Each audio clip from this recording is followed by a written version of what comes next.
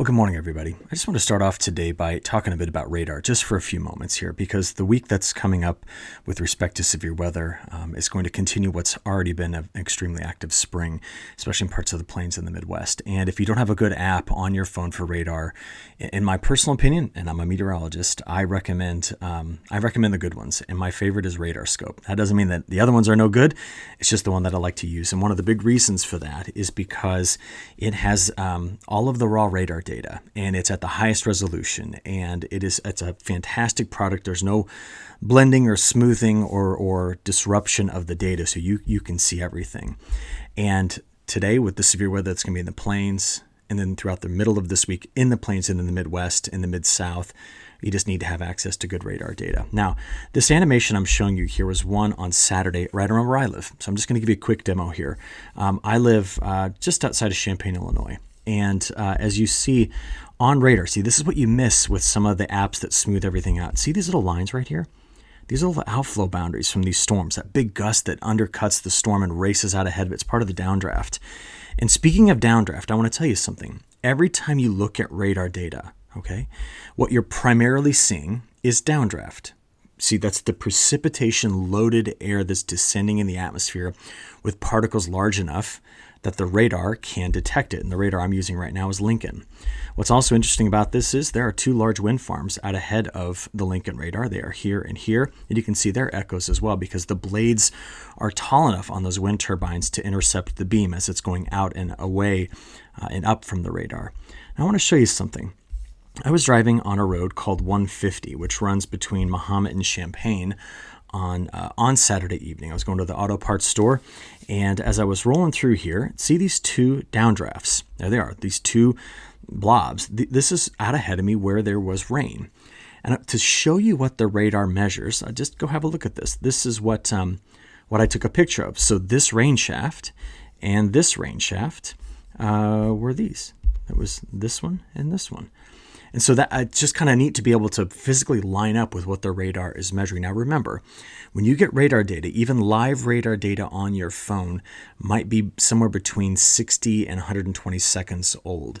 I have always found that the data feed that RadarScope uses is fast and accurate, and because they don't do a reprocessing of the radar data to smooth it or to change its appearance, it's really good. And these storms, while they chased a lot of growers out of their fields on Saturday, a lot of active planting in the morning, they did chase them out. There was some hail in this. So whenever you're using these radar data and you start to see us get into this color, it's a break from the 50s to the 60s in dBz, decibels of reflectivity. That is a hard break in the color bar to denote a way to denote where there is some hail. And you can actually see a few of these little pixels in here showing up with these deep reds into the pink. And there was some small hail. Way back over on the western side of the state, I did have James Beck send me an email with some of the hail that was there. Now, I know some of you are looking at this and going, oh, come on, Snodgrass, that's not hail. No, I get it. That is hail, of course, and these were some large hailstones that hit there. Those are quarter size. That's an inch. That meets the criteria for the National Weather Service to be severe. But I do understand that over the last several days, we've had some places that have had some absolutely monstrous hail. And while, James, your hail reports are coming in right in through here, just take a look at places to your west and south, where over the weekend we were seeing hailstones that were in the 3 to 4 inch diameter hailstone size down here in Texas and across parts of the plains. I mean, this has just been an extremely active week. And or a couple of weeks, when we get to the end of this week, I do want to review where we stand with all of our severe weather counts. Because this has just been, like I said, a very active early go of it. All right, total precipitation through 6 a.m. over this weekend. The story for me is going to continue to be the flooding that has happened down here in parts of Texas. The wet weather that finally made it into parts of the Carolinas and Mid-Atlantic, we desperately needed that. The rains that kind of slowed some planting down in the midsection of the country. And then this.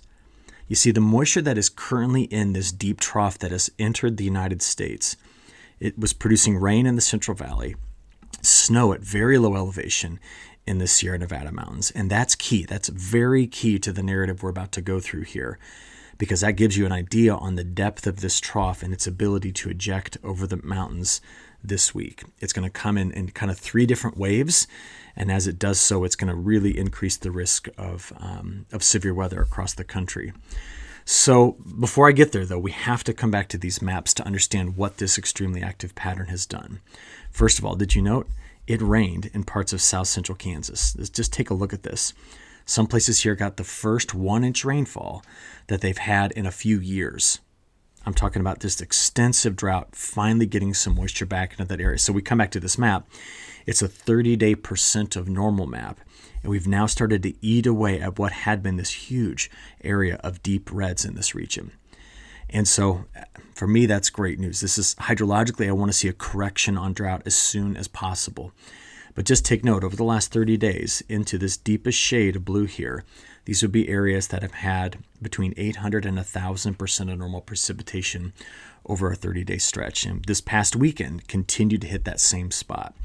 We've started to erode away this dryness that we've seen over here in the Mid-Atlantic, kind of getting down into North Carolina. But take note of how dry parts of Florida have been as well. Columbia Basin really jumps out on this particular map too. So just taking a moment to assess, where we've been and what this might mean going forward. All right, here is that low. So the sun's trying to rise in the midsection of the country here this morning. I want to take you back to yesterday, because while we saw deep convection blowing up here, I want you to watch this. You see, as that low is curling through Idaho, Nevada, I'm mostly interested in how quickly the winds turn north-south right here. And the reason I'm interested in that is because that eventually has to come off the mountains. And as that comes off the mountains, which it's going to do today, it's going to give us a clue as to how far back to the west the severe weather setup is going to be. The other part of this that we need to discuss is the fact that over the weekend, it put down a lot of snow. I mean, the weather forecast models, in my opinion, did very, very well with seeing this and predicting it. But right now, this is our weekend snowfall totals. And some of the elevations in here in California, they've got snow in the foothills of the Sierra Nevada. Very, very cold. And California continues to struggle with the gaining of early season heat until this week is done. Good news for the West in terms of building some heat back in here very, very soon. All right, with all that being said, it's 5:50 right now as I'm recording. This is the latest all hazards weather map. And we've got fog out ahead. So we have a frost advisory that's up here in parts of lower Michigan. And all the rest of this is wind until you get into the mountains where there's winter weather advisories. And on the backside, we still have the frost risk and a freeze warning out for this part of California. So strong downslope winds coming off the Rocky Mountains, very, very strong. Then you see the snow, the red flag warnings to the south, and it's all due to this wave right here. And it's deep. This is where we expect it to be by this afternoon. So again, where is it coming from? Out of the North Pacific, through the Gulf of Alaska, diving between the border of California and Oregon, digging right here into West Texas and turning. And what's important about that is the kind of inflection on the trough. This has got a way negative tilt. So that's when it leans backwards rather than forwards. So no, this is not a system that's going to dig. Not yet. It's got other components that'll push it across the country. But right now, today, we have the jet streak rounding the base of the trough, very strong winds aloft. And you can tell they're going to be coming largely out of this direction from the upper levels of the atmosphere. If we slide down just a bit below that to the mid-levels of the atmosphere, very similar wind profile, but down around 850. Take a look at how the winds are already curling way around on the backside. So the upper level winds are here. The near surface winds are coming in like this. And then the full surface wind, there it is. There's our kind of magical dry line in through here. They're coming in on the backside like that. So in other words, we are going to have more than adequate wind shear in order to make storms rotate. It's so cold aloft. We have plenty of cold upper level air to produce large hail. And the system is so strongly forced, we're going to get quite a bit of severe weather out of this. So this is today. This is early this morning. They're going to do an update on this very soon, but this is early this morning here. The Storm Prediction Center has kind of a large area under slight risk. You can see the enhanced risk stretches up into parts of southern Nebraska all the way over to the side of Missouri and down to the Red River. And then there's a large area here in Kansas and Oklahoma that is currently under a moderate risk. So there's only really one more stage above this, and this morning we're up to mod risk. Tomorrow, this expands over to the Ohio River Valley. And that's because we're going to watch the first wave move into this direction. But I mentioned there's other ones following. And the one that follows it shows back up again here as a large area of enhanced risk already on day 3, which stretches from this side of the Red River Valley all the way to the Ohio River Valley and most areas in between. The timing of this is going to be difficult to pin down. Storm mode and storm type, I think, is a bit easier given the amount of wind shear initially. But let's go ahead and have a look at what some of the models are saying. Okay, why the multiple wave talk? Here's the lead wave today, this afternoon. This is the one that ejects. Now, why does it have such high vorticity? Well, vorticity, remember, is cyclonic, which is counterclockwise spin in the atmosphere. And you saw it, the surface winds were coming in like this, the low-level winds were here, and the upper-level winds were coming around like that. So all of this is helping this thing turn. And you always want to watch the lead edge of that vorticity maximum, which is here, and as it moves forward. So this is tonight getting into early Tuesday morning. So what you notice is that lead wave throughout the day on Tuesday keeps inching its way through Iowa, Missouri, Illinois. And this is why on Tuesday we're going to keep an eye out here as that first push makes its way over into the Indiana, Ohio River Valley. But I mentioned there's a second pulse to this. Watch what happens on Wednesday. This is Wednesday morning, Wednesday afternoon, and Wednesday evening. See this? And this is the second round that comes through. And out ahead of that, we're going to be watching for the risk of more severe weather. So this is a very potent wave that temporarily curls up here, has multiple little short waves that roll around it, giving us this multi-day severe weather risk. Now watch what happens after this. I'm on Thursday. So we're kind of late in the week. We're past the first 3 days of severe weather. And then the pattern starts to do something a bit different. That wave which was here is now all the way over there. The next one came in from the north, right? See this? And as I play it forward, we start to drop troughs of low pressure into the east, meaning by the weekend, here we are on Sunday morning, there's kind of flow doing something like this, while there's still some weak cutoff low over parts of the Four Corners states. Now, why I'm so intrigued by this is what happens with this flow after. Because we could get that little wave to kind of sit and spin here, giving some chances for rain. But generally speaking, this is a much, much different look. What's the difference? The flow coming in like this, not like that. And we're going to see what the consequence of that is in a few moments. Okay, now that you've seen synoptically what's happening, I want to take you in and show you using the high resolution rapid refresh, a parameter that I don't often show. I study severe weather, but I would not consider myself a severe weather expert. My colleague Andrew Pritchard is, my colleague Matt Reardon is. I focus my research on long-term weather. I spend a lot of it on sub-seasonal research, and I build maps and write code and build software. But I understand it. I've taught it for several years, and so I just want to let you know that when I look at this value called the significant tornado parameter, it's primarily based upon wind shear, change of wind speed and direction, in this case the lowest 6 kilometers of the atmosphere. And you can see that the values go from 0 to 10. Now, many of my colleagues will use this as a part of a suite of tools to help assess storm type and structure, but what I really just want to hammer home to you today is that by this afternoon and this evening, you'll see that the wind shear profile in parts of Kansas and Oklahoma is such that as we start to get towards sunset, the significant tornado parameter is jumping up here pretty high. We have values between 5 and 8, some places approaching 9 and 10. And the point behind telling you this is that if you're in this area, we need to be weather aware. That's it. You know how these storms work. Kansas, Oklahoma, Texas, you're no stranger to them. It's just be aware that tonight the risk in this area is it's at moderate stage, which is the second highest according to the Storm Prediction Center. So that's that area we're keeping an eye on. All right, let's get to a model here and see what it's doing. This is through early this morning. Snow in the Rockies, snow in parts of Wyoming, upslope flow coming into Montana, some cold rain moving in here. This is 3 o'clock this afternoon and getting into this evening. That's 6 o'clock.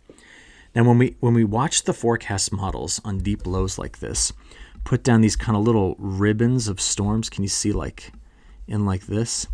This is an indication that we have a strong wind shear vector crossing the boundary. So the boundaries here and the upper level winds are going to try to roll across it, meaning we're going to get individual storm clusters that will likely rotate. Now, that's not to ignore the storms that could be this evening over parts of the Carolinas and Virginia, or maybe over parts of Kentucky and Tennessee. But the deeper low in the overnight hours, this is through 9 o'clock tonight, playing through the overnight hours, rolls out that first shortwave through Minnesota,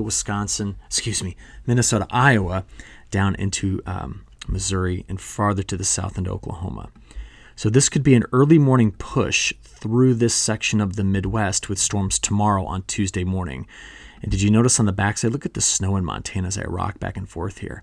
The rain in Montana. There will be snow. Take a look at some of the elevation here in influencing the snow. But just playing this on forward. Look at that. Now, where are we? 2 o'clock in the afternoon on Tuesday. And you're going to start to see the models on Tuesday night, getting into Wednesday, showing that next round coming through. And we're going to keep an eye right here on Wednesday, playing farther to the east for the next big push. Now there's the snow in Montana. So given all of that, let's go look at some maps on total precipitation. This is your next 7 days of total accumulated precipitation, looking at the probability of getting an inch in total out of this. And this is just incredible. From Alberta through southern Saskatchewan and most of Montana, save the mountains, are looking really wet. You also see a big section here of the Mid-South into the Ohio Valley having a high probability. If we step this up to 2 inches, this is what I've got for the probability on 2. And if we look for those drier areas, this is what the model has over the next 7 days for the risk of staying below that. Now, you know today it's going to be very challenging to see how far back to the west these storms erupt here. But as this pattern changes after this, it's going to really increase the chances of getting some open windows that'll work against the really wet conditions we've had to get a crop planted in the midsection of the country. So, a few different model runs. Here is this morning's European artificial intelligence forecast. Very similar pattern for the next 7 days. This is the national blend of models. This is the WPC. Here we have the European. Again, look at the streaks in here. And then here we have the GFS. Now I'm going to tell you something. The GFS and the European, after 5 days, fall completely apart from one another. Take a look at this. On the left, I have the GFS, and on the right, I have the European. Everything is in step and in sync early. This is through tonight, getting into tomorrow on Tuesday. I like it. This all makes sense. Look at that. That's the threat on Wednesday night, getting into this area. Then as we play forward into Thursday, this is where that low finally leaves, and the models try to send troughs coming in like this. But watch the difference here between the 0Z GFS and the European. By the time we get to this upcoming Saturday and Sunday, the European model has nothing here. It's broad and high pressure. Deep trough on the south side, high pressure at the surface builds in.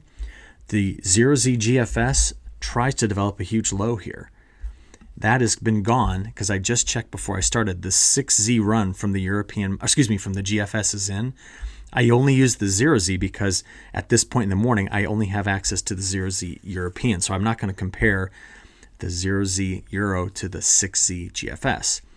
But this is not in the 6Z GFS out there next Monday. Entirely different setup. Look at this. So the models really fall apart beyond about days 6 and 7. But you saw the evolution of that pattern. Now, watch this. I think the European ensemble has it. This is the broader trough that comes in. This is the ridge that follows in the west. That's warmth in the west, big time, by this weekend. And then we see there's short waves here, but they're no longer diving and ejecting. Do you see this? So this is next weekend, Sunday, Monday, Tuesday. This ridge seems to be in place. This is by the 15th. Getting out there to the 16th, 17th. That's a whole different flow pattern than what we've seen. And to be honest, we have a lot of flow that's got some northwest component to it once you get past this week. And the reason we have to stress that is look at the week 2 forecasts. Again, don't count the GFS 0Z. Something was up with it. But I noticed that the CPC outlook and the European outlook look very similar. And I think this is where we're going to land. I think this makes a lot of sense from May 13th to May 20. And as soon as this rain gets out, the storms this week, it looks as though we're going to get into some wide open planting windows in this area. Wetter conditions return to the Gulf Coast and southeast, but we need some rain down here. This is a place that needs this. And the warmth and the dryness in the west is also needed. This isn't a bad signal at all for that region. Now, I keep bringing up the temperatures. Let's go have a quick look at them. This is the frost risk over the next 7 days. Now, you know that out there past like May, what I call it, like 9, 10, 11, 12, 13, something. That's where this broader trough sits over this region. I'm still not seeing a frost event there. Now, we know that we had patchy frost this morning at lower elevation in parts of the west due to the depth of that trough. But take a look at what the high temperatures are going to do. This is Monday's highs today, getting into Tuesday, Wednesday. Now watch the west. Ready? This is Wednesday, getting into Thursday. That's going to be a hot one down here across the south. But there's Thursday. Watch the weekend this in the west. That's Friday, Saturday, Sunday. So what's going on here? This pattern is flipped over. Troughs have been sitting in this area. Broad scale warmth returns to the west for the first time, and it likely sticks around for a bit. Here's the next 7 days of GDDs. Most of the excessive heat is pretty far to the south here, but look at the numbers beginning to climb in the west. They've not been there for a while. And then as you get out there day 5 through 10, this really shows us what this pattern's up to. Ridging in the west, broader troughing here. But again, I don't see, I've looked at every forecast model. I do not see some bizarre late frost event that dips way down here into the eastern side of the country out of this pattern. If that changes, I will be ringing the alarm bell and letting you know, but I just don't see it right now. Day 10 through 15. And does it match the European? Well, this is the European model, day 5 through 10. As we stretch this out, this is what day 10 through 15 looks like. And if we just keep that cooler air trapped up in Alaska, it's going to be hard-pressed to bring it widespread and deep in terms of cold air here. So what are these last few slides about? Well, I want to show you a couple things. One, we're still not seeing a strong signal from the tropics. And as a result of the ECMWF showing the forecast of the MJO, the Mount-Julian Oscillation, collapsing again, possibly returning back out to like Australia, that region, I don't have much of a signal here to go off of. So I'm going to show you this. This was kind of a narrative we had last week. The newest update from May 15 to June 15th continues to focus on putting high pressure here. For most of the spring, this high pressure cell has been way back over here. And what that signals, what this overall change signals, is that we will likely get more warmth in the west and flow that comes in out of the northwest here before making the turn. And the consequence of that is that you end up getting this kind of precipitation pattern from mid-May to mid-June. Now, we need to dry out down here. There's no one that's probably going to complain to see a little bit of drier weather in this area. But drier, not dry, but drier throughout the Midwest. Wetter conditions up the East Coast where we've seen some drier areas. I can't necessarily look at this and say that it's a bad thing given that it's a pattern shift from where we've been. It's mixing things up a little bit. But this is what I think we've got from the mid-May to mid-June based upon the models. And the GFS longer range kind of agrees with this as well. Now, speaking of long range, we got new data out for the really long range. And this came out yesterday from the European model. I'll be examining it all week, but I want to show you today what it's given us. It's going to have to do a lot with El Nino and La Nina, at least the transition. So here is our current ocean temperatures as of Saturday. And a couple things to take note of. All right, we've been discussing this a lot, but this region continues to maintain its cool bias. It's being supported by the fact that we keep having troughs of low pressure, cloud cover, strong winds, churning things up, plus the ocean currents are supporting the cooler water here. What I will focus on is, does this warm water north of Hawaii continue to nudge its way into this region? If it does, and this stays cool as La Nina arrives, this is looking more and more and more like 2020. That's just one analog year. What is also important to watch is the evolution in the forecast, right there in the Atlantic Ocean, because the main development region is still quite warm. And there's been some chatter lately about seeing the June forecast kicking off some early tropical systems. And we can talk more about that as that time approaches. Okay, you now know what I'm watching. Let's go in and have a look at this. Okay, from April 1st to May the 3rd, what I am focused on is the blue here. Now, what we're looking at here is a zonal wind in the low levels of the atmosphere. If you see warm colors, that would represent where the winds were anomalously strong out of the west. So can you see this right here? This is coming off. See, but the blues are here and the warmer colors are. This is the circulation in that area. That's where that high pressure cell was that we now see the models moving here. So what happened is the zonal wind was stronger over the top, and it dove down into the United States there. So I'm thinking that whole thing gets shifted to the east. That's going to change the precipitation pattern. That's what gives you the drier signal I showed in the previous maps. But the other part about this is this would be winds that are anomalously strong out of the east. That's where our trade winds come from. And you can't have this and in the same conversation be talking about El Nino. You see, when there's an El Nino, it looks something like that. These are the westerly wind bursts that we get when there's an El Nino. When's the time period? Well, it's back around December through early January of this year. So we've now lost. El Nino is gone. It's out. And the models are trying to predict how quickly does it transition. And the European model gave me a bit of a surprise with just the spread on its forecast going forward. Some of its ensemble members are down here with strong La Nina. That would be in this area. The majority, if we took an average, come in right here, which just touches weak La Nina. Where does that begin? About 0.5 degrees C below normal. What's interesting is this was the forecast we had from April. So the new European trended a bit more toward a stronger, let's make sure I say this right, trended more toward developing La Nina than the April run did. So this is what the new one looks like. Okay, what does all that mean? Well, this is what it means. May into June and July. That's now colder than it has been. Notice the warm water nosing in here, the cool water that seems to stay there, and the filling in of that gap by July. So this to me says, okay, nothing to suppress the hurricane season. But do we start to push more ridging into the western United States while keeping this negative PMM signal? Because if that occurs, this is what the model does to stay consistent. If we zoom into the United States and flip this over to a precipitation anomaly, and we're going to look at the seasonal guidance. So this is May, June, July. If you want to know why the map looks like this, it's got some initialization bias to it. This is this week, right? You just saw that. So it's carrying what's going on right now forward. So let's see if we can get away from it and get out there to June, July, August. The one thing that is striking to me, and I have to spend more time this week trying to understand this, is that through summer, the models have now gone over to a drier trend in this area. And you've seen from my analogs, which I will bring back up again multiple times this week, that I've been concerned about 3 spots. The first spot being here, the second spot being here, or the third spot being there as epicenters of where drought could form. And what this is suggesting is that this has been kind of the newer trend toward drier conditions. I think it's an initialization problem, but if we end up putting high pressure in there, that's why you see this wetter weather coming into this region. I think it's just flow around the high, which supports the hot and stormy ridge-riding thunderstorm activity for the Corn Belt. Do we really get that drought building into this area? And does the hurricane season come on pretty strong and get into Mexico, get into the Gulf of Mexico, getting into the Gulf Coast? The models are currently going after that, but I honestly look at this new run and do a lot of head scratching with it.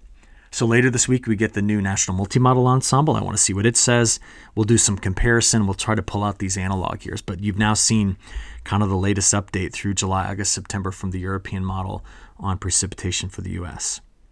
Outside of the United States, I want to take you quickly to South America, where we do have parts of Rio Grande do Sul. That's this state right here that in the last couple of weeks has picked up upwards of 20 inches of rain.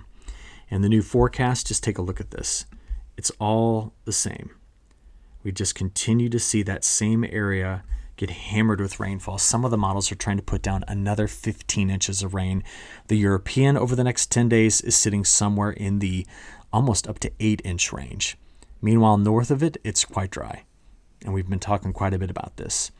The last thing to think about with South America is the new day 5 through 10 forecast. With the setup of that frontal boundary stretched across Rio Grande do Sul, we're now getting some better evidence of frost creeping farther and farther to the north, where the temperatures might be on average during day 5 through 10, 5 to 7 degrees Celsius cooler than normal.